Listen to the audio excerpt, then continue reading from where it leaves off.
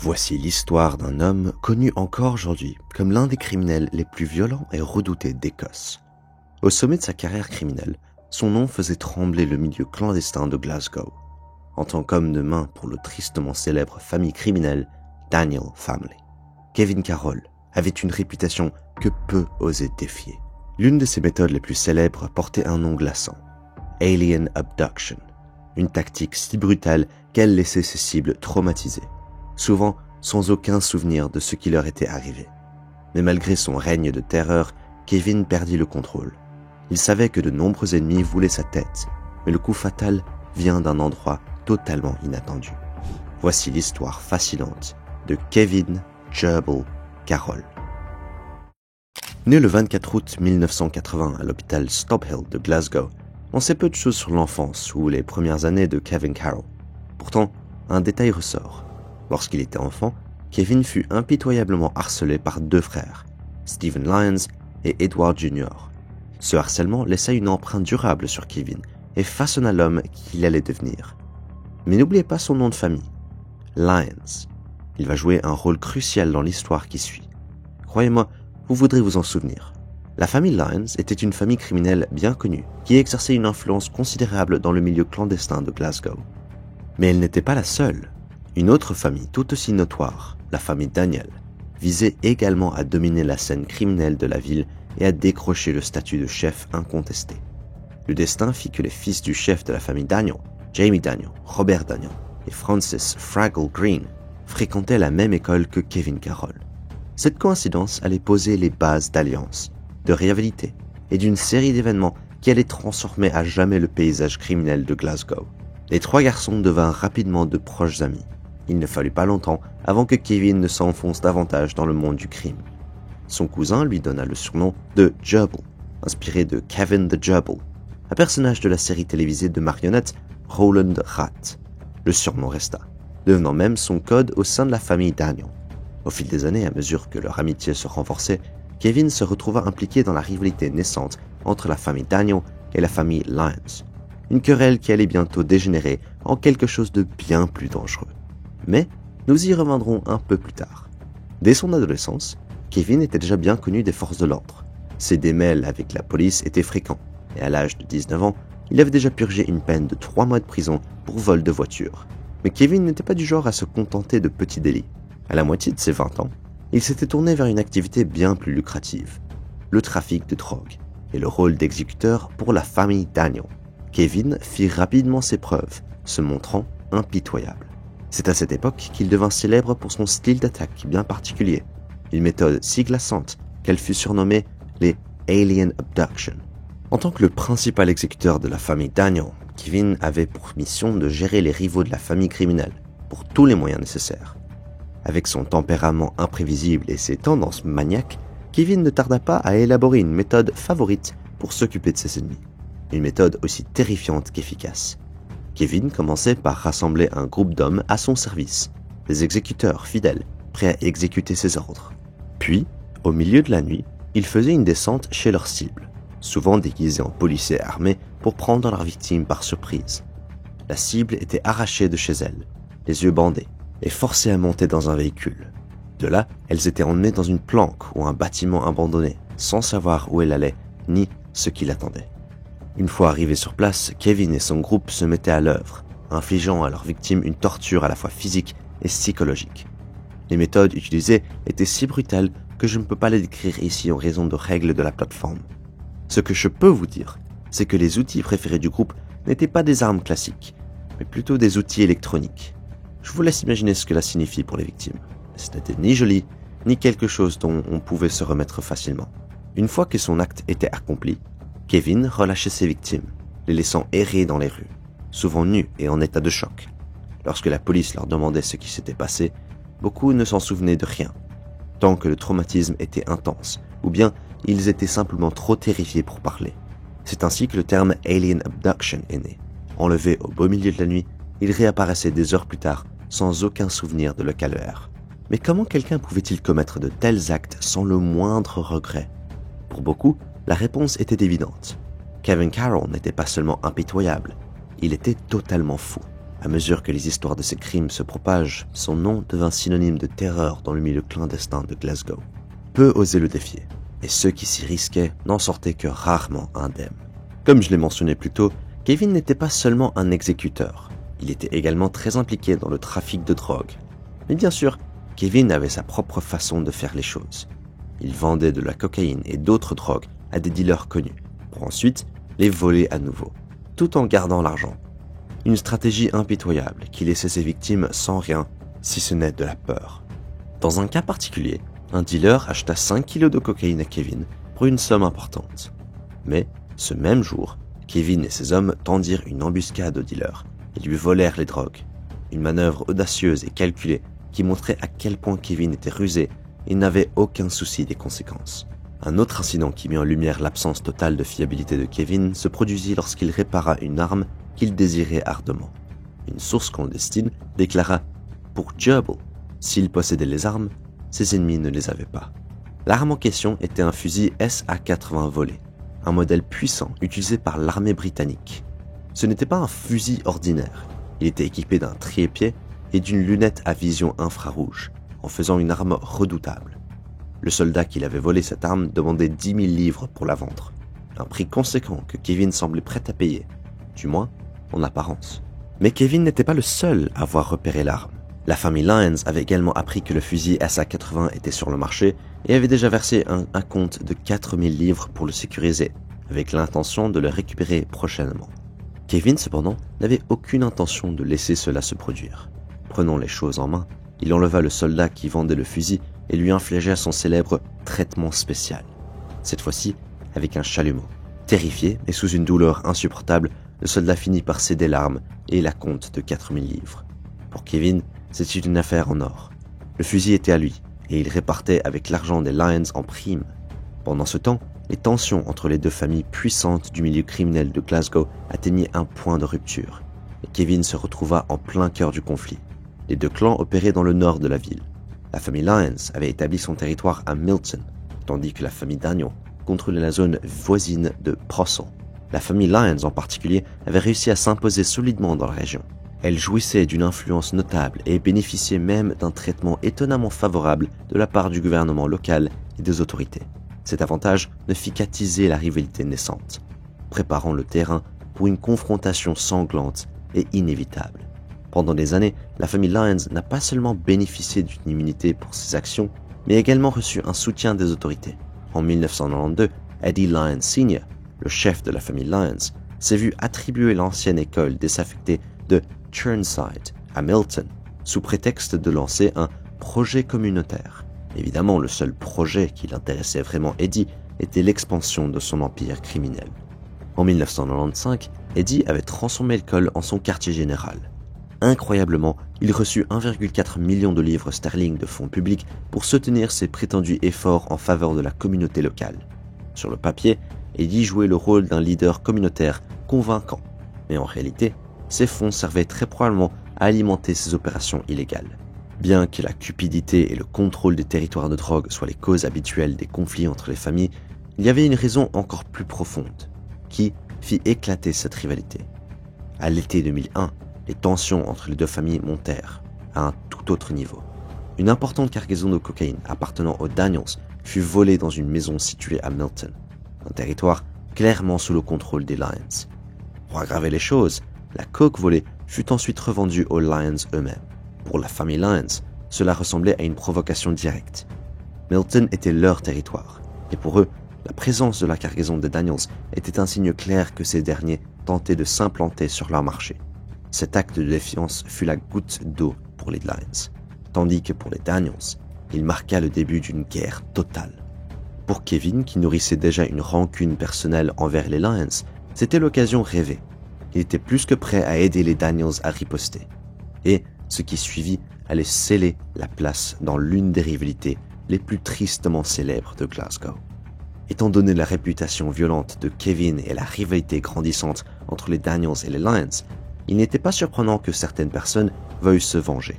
La première tentative contre la vie de Kevin eut lieu en 2003. Elle se produisit juste devant la maison de sa mère, un endroit presque trop banal pour une figure aussi redoutable. L'attaque blessa Kevin, mais échoua finalement à l'éliminer.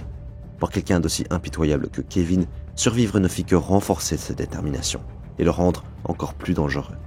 Ce n'était que le début des tentatives pour le faire tomber. La deuxième tentative contre la vie de Kevin, 3 ans plus tard en 2006, fut tout sauf discrète. Cette fois, les attaquants ne se retirèrent pas. Kevin et son associé Ross Sherlock marchaient dans la ville de Bishopsbriggs lorsqu'une voiture passa soudainement à toute vitesse près d'eux. Dans une attaque en drive-by, des balles fusèrent sans avertissement sur les 2 hommes. L'une d'elles toucha Kevin à l'estomac. Malgré la gravité de sa blessure, Kevin parvint une fois de plus à survivre. Sa chance, ou sa résistance, semblait incroyable, mais il était clair que ses ennemis devenaient de plus en plus déterminés. Mais peut-être que cette deuxième attaque n'était pas totalement inattendue. Kevin et Ross auraient été impliqués dans un acte de provocation choquante juste avant l'incident. Les 2 hommes auraient vandalisé une pierre tombale à Bishopsbriggs. Et pas n'importe quelle tombe. Elle appartenait à Gary Lyons, le jeune fils d'Eddie Lyons Sr., tragiquement décédé d'une leucémie à l'âge de 8 ans en 1991. Ce qui rendit cet acte encore plus odieux fut son timing. Le vandalisme eut lieu la veille de la visite des proches de Gary, venus honorer ce qui aurait été son anniversaire.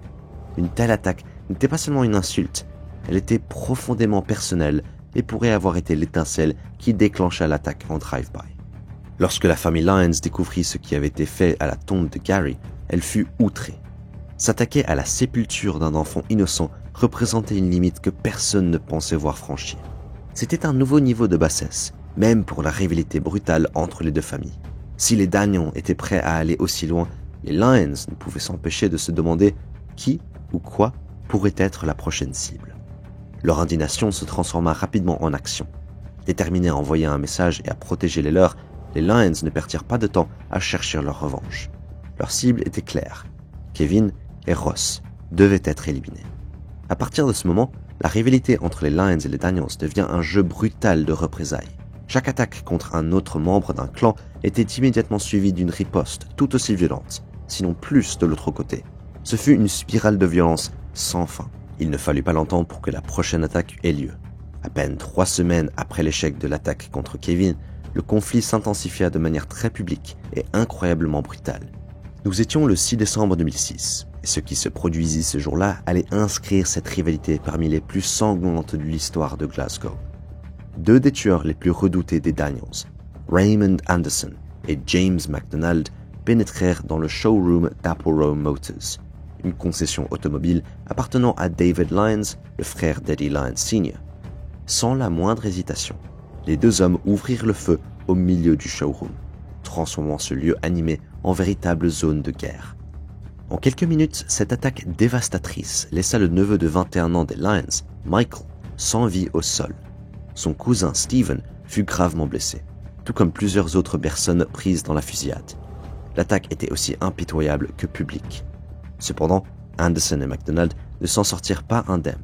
Les 2 hommes furent arrêtés et condamnés à 35 ans de prison pour ce crime.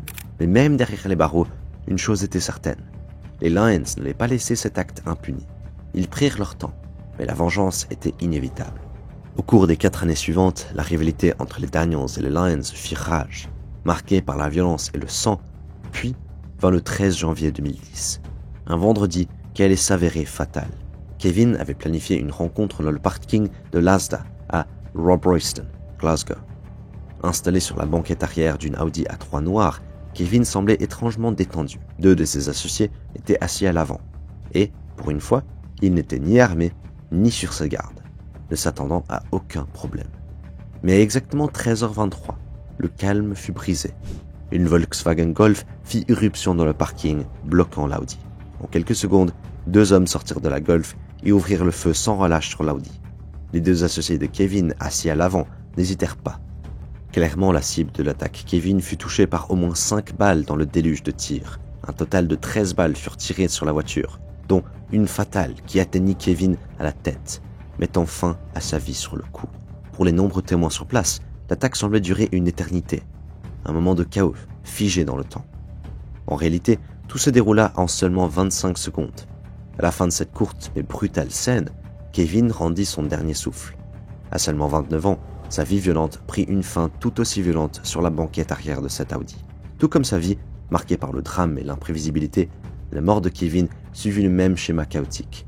L'exécution de Kevin Carroll en plein jour est largement considérée comme l'un des assassinats de gang les plus publics jamais réalisés à Glasgow. Réputé pour sa paranoïa, Kevin prenait rarement des risques en matière de sécurité. On le voyait souvent porter des gilets pare-balles et transporter une arme, toujours prêt à faire face à une embuscade. Mais ce jour-là, même ses précautions habituelles n'auraient probablement pas changé grand-chose. L'attaque fut rapide, calculée, et ne laissa aucune chance à la fuite. Avec une quantité incalculable d'ennemis prêts à tout pour sa tête, il était évident qu'aucune précaution ne pouvait sauver Kevin Carroll à la fin. Après avoir survécu à 2 tentatives d'assassinat, il semblait que la 3e fût la bonne. Mais quelque chose dans cet incident ne tourne pas rond, n'est-ce pas? Il y a plus dans cette histoire qu'il ne paraît. Restez avec moi. Après des mois d'enquête, la police fit un geste significatif, le 30 juillet 2010, en arrêtant Ross Monaghan. Connu pour être un proche de la famille Lyons, Ross était soupçonné d'avoir orchestré l'assassinat de Kevin Carroll. Pendant un moment, il semblait que la justice allait enfin être rendue. Cependant, les choses ne se déroulèrent pas comme prévu. En 2012, le procès contre Monaghan s'effondra. Le juge estima qu'il n'y avait pas suffisamment de preuves pour obtenir une condamnation, et Ross fut libéré. Pour beaucoup, ce fut un retournement frustrant, laissant le meurtre de Kevin officiellement non résolu. Tout le procès contre Ross Monaghan reposait sur une seule pièce à conviction, une infime particule de résidus de tir retrouvée sur une veste saisie lors d'une perquisition au domicile de Ross. Ce n'était pas la preuve accablante que la police espérait pour obtenir une condamnation. L'expert médico-légal Alison Crowley, qui travaillait alors pour la Scottish Police Authority, déclara que la particule n'était pas suffisante pour tirer une conclusion scientifique définitive. Avec une preuve aussi faible, l'affaire contre Ross s'effondra, laissant la question de l'identité du meurtrier de Kevin Carroll sans réponse. Curieusement, dans un rapport précédent, l'expert médico-légal Alison Crowley avait affirmé que le résidu retrouvé sur la veste de Ross était similaire à celui découvert sur la scène du crime. Cependant, lors du procès, elle admit que cette conclusion reposait sur des tests qu'elle ne réalisait normalement pas. Elle expliqua avoir effectué ces tests supplémentaires uniquement sous la pression d'un détective. Pour aggraver les choses, Mademoiselle Crowley révéla qu'elle ignorait que des officiers d'armes à feu avaient participé à la perquisition du domicile de Ross. Ces officiers avaient suivi un entraînement au maniement des armes ce jour-là, augmentant considérablement le risque de contamination croisée. Avec de telles lacunes dans le traitement de preuves, le tribunal jugea ces derniers irrécevables. En conséquence, l'affaire s'effondra et Ross Monaghan fut libéré, laissant le meurtre de Kevin Carroll officiellement non résolu. Si vous pensez que quelque chose ne tourne pas rond, vous n'êtes pas le seul. Comment les hommes de Lyons ont-ils réussi à prendre de court quelqu'un d'aussi prudent que Kevin Carroll? Et pourquoi était-il si mal préparé, assis dans cette voiture, sans armes ni ses précautions habituelles? Si vous soupçonnez qu'il y a quelque chose de plus sombre derrière cette histoire, vous pourriez bien avoir raison. Restez avec nous, car cette affaire pourrait être encore plus sinistre qu'elle n'en a l'air. Après le procès de Ross Monaghan, une révélation choquante fit surface. Un informateur travaillant pour la famille Lyons, l'ancien officier de police Derek McLeod, déshonoré, fut reconnu coupable d'avoir transmis des informations confidentielles de surveillance à la famille criminelle, notamment sur Kevin Carroll et ses associés. À l'époque, McLeod travaillait pour les forces de police de Lothian and Borders. Ce que personne ne savait cependant, c'est qu'il était également un membre actif du gang Lyons. Les informations qu'il fournissait ne permettaient pas seulement aux Lyons de rester en avance sur la police, elles leur donnaient aussi l'avantage nécessaire pour suivre les déplacements de Kevin et organiser leur attaque. Une fois la trahison de Derek McLeod découverte, les autorités autorisèrent une perquisition à son domicile. Ce qu'ils trouvèrent ne fit qu'aggraver le scandale. La police découvrit 85 kilos de cannabis cachés sous son escalier et une plantation de cannabis dans son garage. On pense que l'ancien officier collaborait avec la famille Lyons pour écouler sa marchandise, utilisant leur réseau criminel pour tirer profit de ses opérations illégales. Après la révélation sur sa corruption, McLeod fut condamné à 2 ans et 3 mois pour infraction liée à la drogue, ainsi qu'à 16 mois supplémentaires pour violation de la loi sur les secrets officiels. Si vous avez toujours l'impression que quelque chose ne tourne pas rond dans l'affaire de l'assassinat de Kevin, une autre théorie pourrait éclairer les choses, une théorie aussi choquante que controversée. Certains pensent que le meurtre n'a pas été commandité par les Lyons, mais par ses propres alliés, la famille Daniel. Au premier abord, cela pourrait sembler être une pure spéculation. Après tout, Kevin était censé être un ami proche des Daniels, ayant été leur fidèle exécuteur pendant des années. Mais peut-être que les relations n'étaient pas aussi amicales qu'elles n'en avaient l'air. Sous la surface, des tensions pourraient bien avoir mijoté pendant un certain temps. Des sources au sein de la famille Daniel ont affirmé que les chefs commençaient à s'inquiéter de plus en plus du comportement de Kevin. Ils le trouvaient imprévisible, incontrôlable, et pensaient qu'il causait plus de problèmes qu'il n'en valent la peine.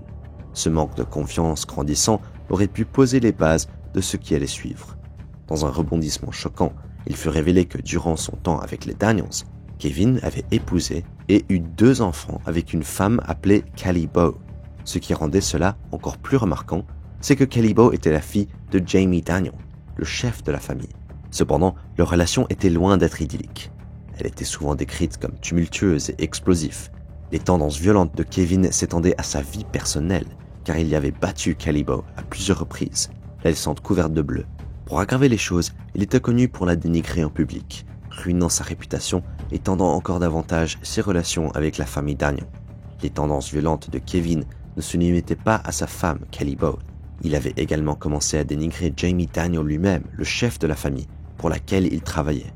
À un moment donné, Kevin alla même jusqu'à menacer Jamie, ce qui montrait à quel point leur relation s'était détériorée. Pour aggraver la situation, Kevin lançait des insultes offensantes à Jamie, le qualifiant notamment de « gros gitan », ainsi que d'autres termes encore plus colorés. Dans une famille criminelle, un tel manque de respect ne passe pas inaperçu, surtout lorsqu'il est dirigé contre le chef de la famille. Pour quelqu'un comme Kevin, des tels actes ne pouvaient conduire qu'à une seule issue. L'un des éléments qui éveilla les soupçons, en particulier chez ceux qui étaient fidèles à Kevin, fut la manière dont les événements se déroulèrent. Il avait du mal à croire que Kevin, réputé pour sa paranoïa, se rende à un rendez-vous sans être préparé ni sur ses gardes. Au moins, bien sûr qu'il pense rencontrer quelqu'un en qui il avait confiance et avec qui il était en bon terme. Une autre raison qui poussa certains à croire à un coup monté fut la réaction des associés de Kevin. Au lieu de l'aider, les 2 hommes présents dans la voiture prirent la fuite dès que les tirs commencèrent. Étrangement, aucun coup de feu ne fut dirigé contre eux. Une fois les assaillants partis, les hommes retournèrent à la voiture, et au lieu d'appeler les autorités, ils contactèrent Francis Fargo Green, le frère de Jamie Daniel, et un ami de longue date de Kevin. Lorsque Francis arriva, les choses devinrent encore plus suspectes. Selon des témoins, il entra dans la voiture, retira quelque chose du corps de Kevin, puis quitta les lieux. Tout cela avant même l'arrivée de la police. Sa rapidité à se rendre sur place et ses actions ce jour-là ne firent qu'alimenter les soupçons. Une coïncidence ou un acte calculé? Difficile de ne pas se poser la question. Finalement, en 2015, un homme appelé William Patterson fut reconnu coupable d'avoir exécuté le meurtre de Kevin Carroll. Cependant, cette condamnation ne fit rien pour apaiser la violence. Depuis la mort de Kevin, la rivalité entre la famille Daniels et Lyons n'avait fait que s'intensifier. Les 2 familles restant enfermées dans une lutte acharnée, chacune cherchant à dominer le milieu clandestin de Glasgow. Avec tout le sang versé et des décennies d'animosité alimentant leur rivalité, il semble peu probable que cette guerre s'arrête de sitôt. Les rues de Glasgow demeurent un champ de bataille, sans vainqueur en vue. Je suis curieux, qu'en pensez-vous? Quelle est la véritable histoire derrière la fin de Kevin Carroll? Était-ce un coup monté de l'intérieur, ou bien la famille Lyons tirait-elle vraiment les ficelles? Donnez-moi votre avis dans les commentaires ci-dessous. En tant qu'histoire de sang versé entre les Daniels et les Lyons, cette rivalité mérite peut-être sa propre vidéo. Si cela vous intéresse, faites-le moi savoir. Et bien sûr, n'oubliez pas de cliquer le bouton like et de vous abonner pour rester informé de mes dernières vidéos. Merci d'avoir regardé et à la prochaine.